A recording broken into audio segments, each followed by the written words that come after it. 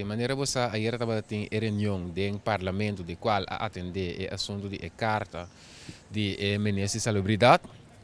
Estava dando uma posição que a fração do Partido Nacional apone hobby bom claro, algo que nós está desaprovar e que nós toma distância por isso. Nós sabemos for na primeiro lugar que está algo que nós como fração de Partido Nacional e Pueblo não por aceitar.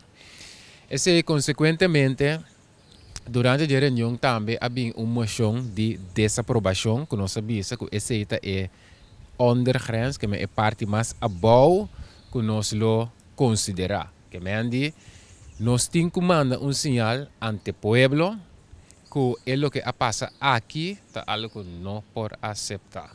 E esse nós faz door de uma moção de desaprovação que nós sabemos que bom claro que é algo inaceitável. Agora, uma moção de desaprovação tem certa significação. Por exemplo, se você comparar na Holanda, recentemente o ministro Sigrid Kaag uma moção de desaprovação, consequentemente, a mesa saca mesura sua consequência. O ministro Anke Bijleveld uma moção de desaprovação, ela saca sua mesma consequência.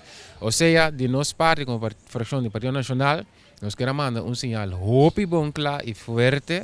Nós queremos tomar uma posição concreta de que acto, maneira essa que não é acto que nós podemos aceitar, é acto que nós desaprovar. Então, com isso, nós damos uma mesura espaço no partido que a postular não titular para handle e deal com a situação e com não titular.